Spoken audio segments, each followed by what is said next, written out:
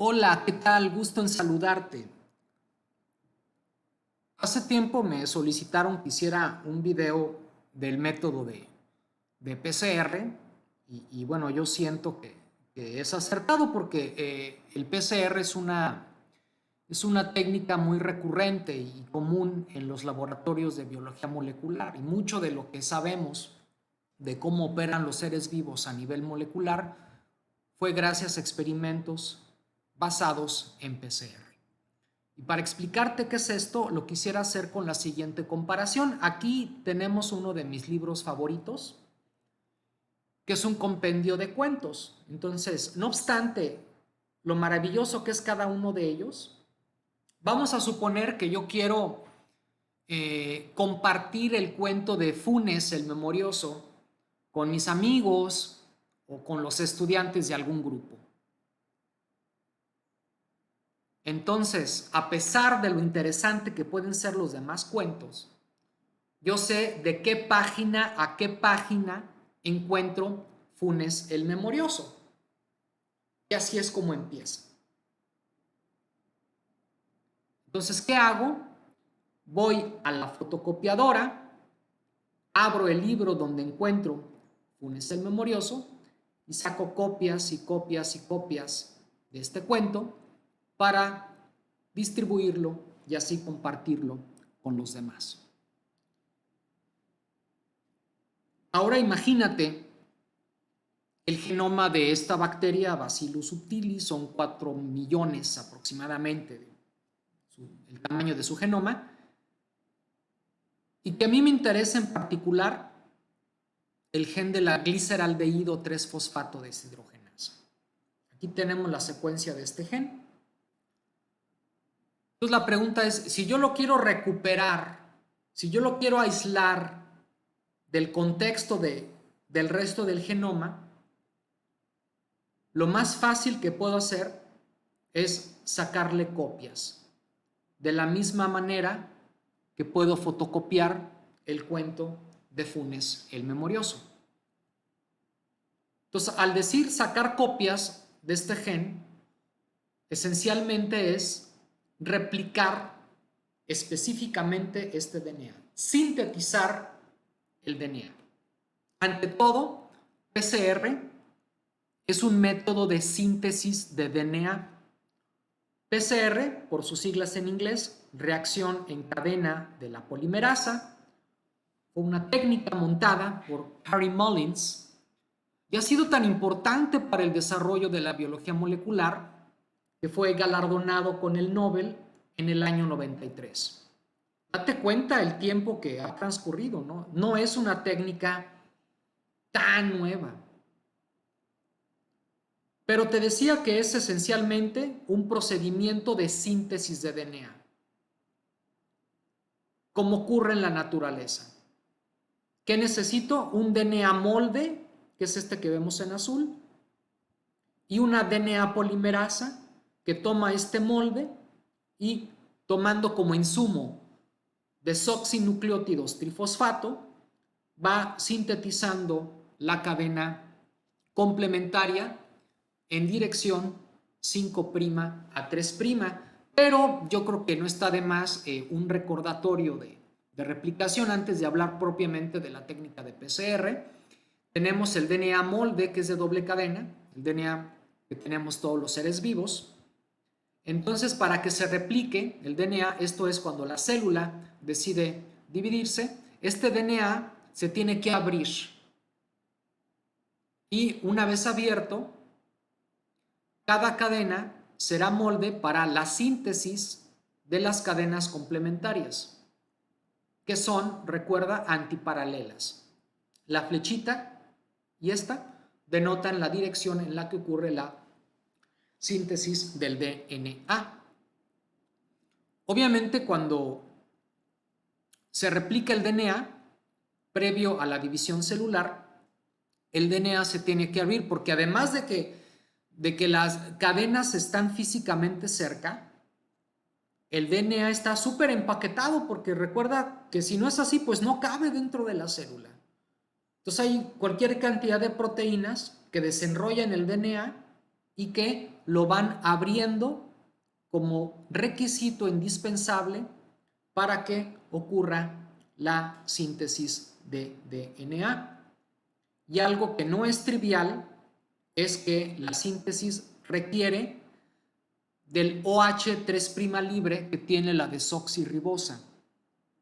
Aquí vemos cómo en el DNA molde hay una C, entonces la DNA polimerasa pega una G, pero esta G tiene en su desoxirribosa un OH3' libre, que es atacado por el siguiente nucleótido para generar el siguiente enlace fosfodiéster. En este caso es una T, porque en el molde tengo una A.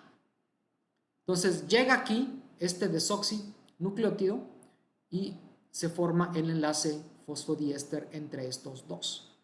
Este tiene un OH3' libre y gracias a eso será posible la incorporación del siguiente nucleótido, que en este caso, como aquí tengo una G, el siguiente nucleótido sería una C.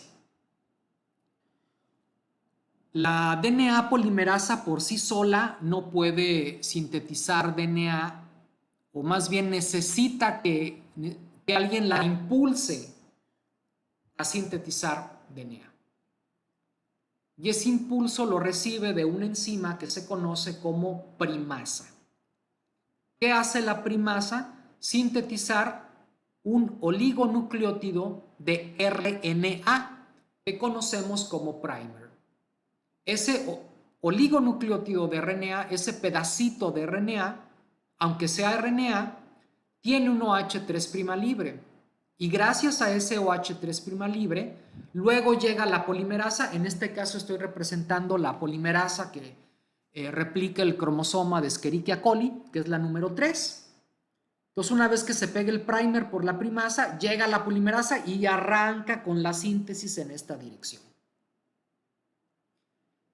Esto que tenemos aquí punteado, si le hacemos un zoom para ver nucleótido por nucleótido, sería algo así. En amarillo vemos el DNA molde, en azul tenemos la secuencia del primer, que es chiquito, son como 5 nucleótidos, esto en bacterias. Y bueno, vemos ese RNA porque en lugar de T tenemos U. Pero como sea, pues hay esta U tiene un OH3' libre y a partir de ahí llega la polimerasa a sintetizar el DNA complementario al DNA molde. Esto es, por cada T que tenemos en el molde tenemos una A. Por cada A que tenemos en el molde tenemos una T. Por cada C en el molde una G y por cada G en el molde una C. Ok, entonces ya viendo cómo opera la replicación, vamos a suponer que queremos sacar copias del gen B para estudiarlo en detalle.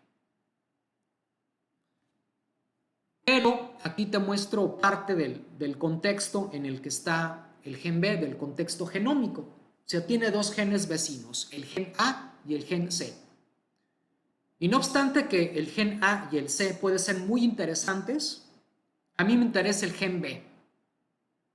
Igual que me interesaba sacar copias del cuento de Funes el Memorioso. Entonces, ¿qué puedo hacer? Considerando la lógica detrás de la replicación del DNA.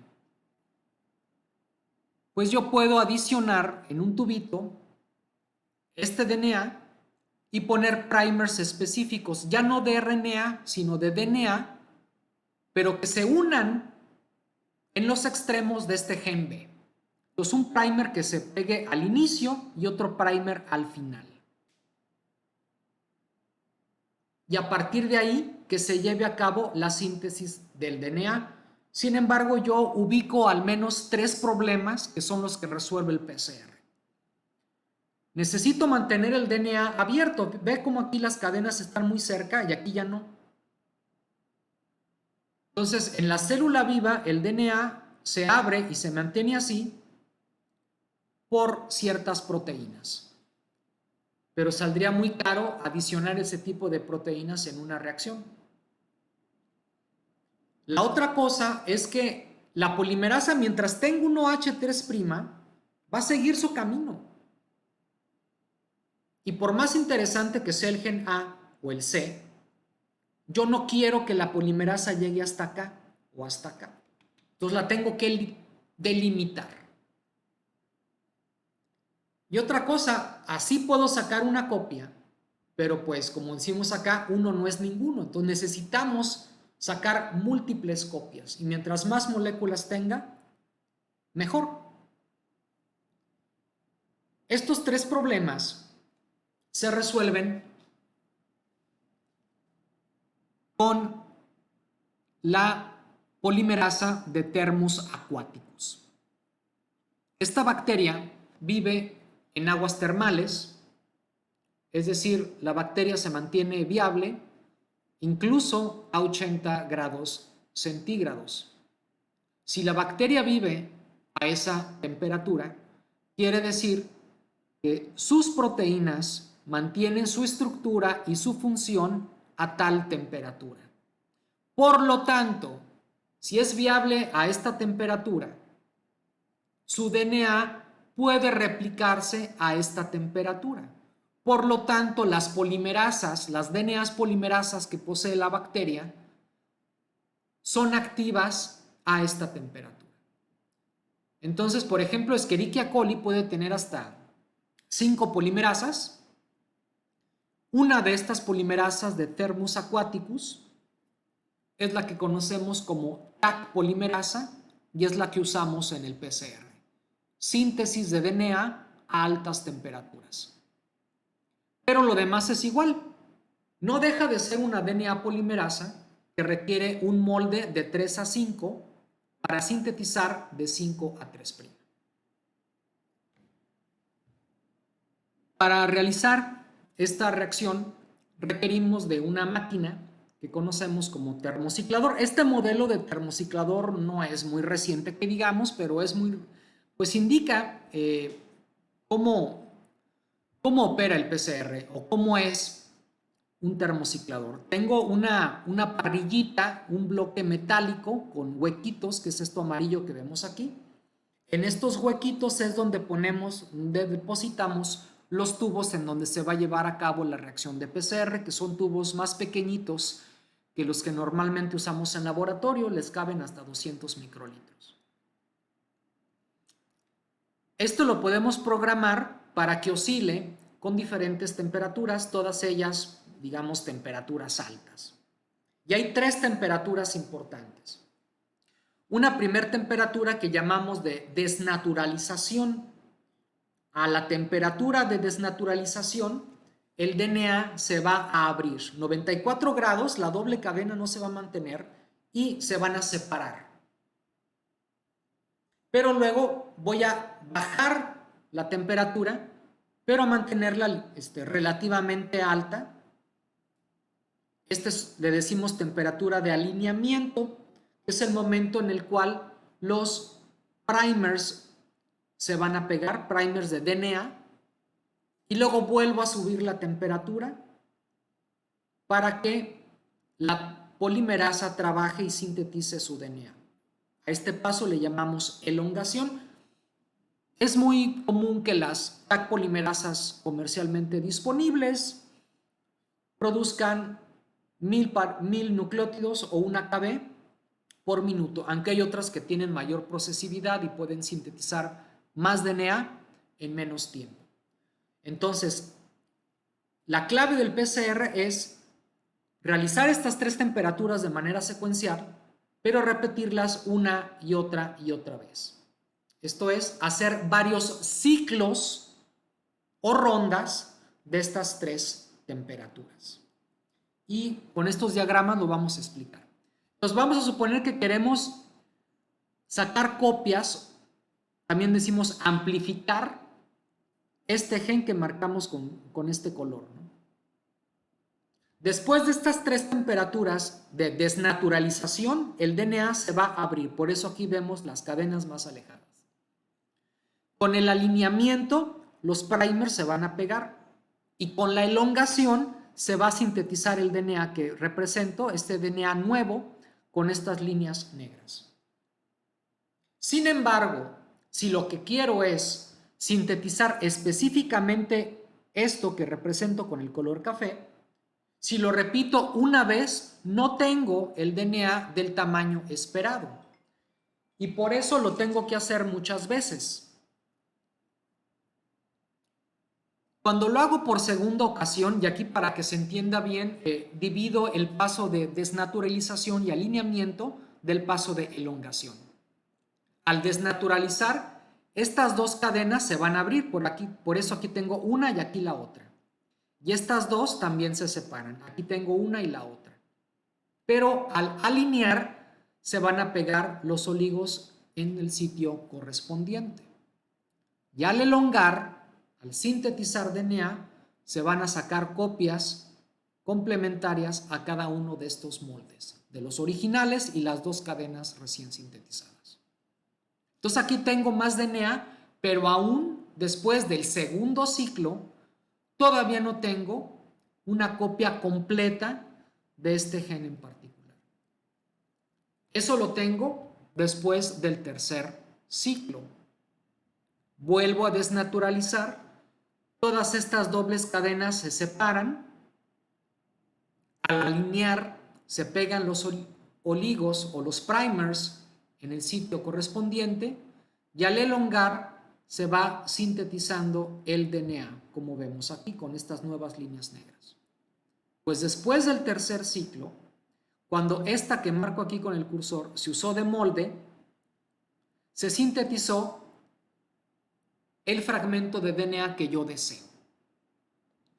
Aquí y también abajo. Es por eso que aquí especifico que después del tercer ciclo tengo dos copias nuevas de lo que yo quiero. Si tú consultas bibliografía, te dirán que desde el primer ciclo se sintetiza DNA. Sí, efectivamente, pero estrictamente hablando, hasta el tercer ciclo es que yo recupero fragmentos del tamaño indicado. ¿Por qué? Porque esta pequeñita que tenemos aquí se volvió a usar de molde en el tercer ciclo, se pegó el oligo, se sintetizó el DNA, pero acá ya no hay. Entonces la polimerasa ya no puede sintetizar más y hasta ahí llega. Por eso, estrictamente hablando, hasta el tercer ciclo obtengo dos fragmentos. En el cuarto ciclo tendré ya 8 copias. Esto ya no lo voy a explicar por cuestiones de tiempo, pero aquí te dejo el diagrama para que lo verifiques tú mismo. Entonces, a medida que pasan los ciclos, yo voy enriqueciendo la población de los fragmentos de tamaño esperado. Y cada vez que se repita un ciclo, estos fragmentos se van a duplicar. Entonces, si originalmente tengo estos dos, por ejemplo, después de otro ciclo, se van a obtener dos de este y dos de este. Y al siguiente ciclo, dos de este y dos de este, dos de este y dos de este. Y así sucesivamente. Entonces, si esto lo repito 30 veces, pues al final voy a obtener millones, literal, millones de productos de PCR, también conocidos como amplicones, los cuales son fácilmente visualizables por electroforesis en geles de agarosa, una técnica que ya hemos hablado aquí en el canal de ella, y se ve más o menos así. Aquí te presento un gel de agarosa en donde estamos separando 3 productos de PCR, 3 amplicones, cada uno de un tamaño distinto. Para saber el tamaño de cada uno, yo necesito una referencia que decimos un ladder. Ladder en inglés son de esas escaleras que utilizamos para subir por las paredes, esas que son muy verticales. Y es DNA de tamaño conocido. O sea, yo lo separo en un gel y yo sé de qué tamaño es cada una de estas bandas que me sirven de referencia para determinar el tamaño aproximado de mis productos de PCR. El tamaño aproximado es el que vemos aquí a la derecha.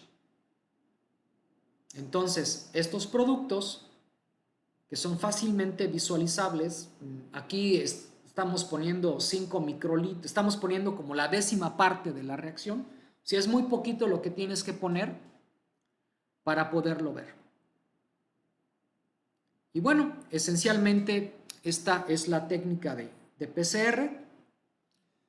Más adelante prepararé videos con aplicaciones puntuales de esta técnica. Por lo pronto espero que esto haya sido de interés para ti y espero verte pronto. Muchas gracias.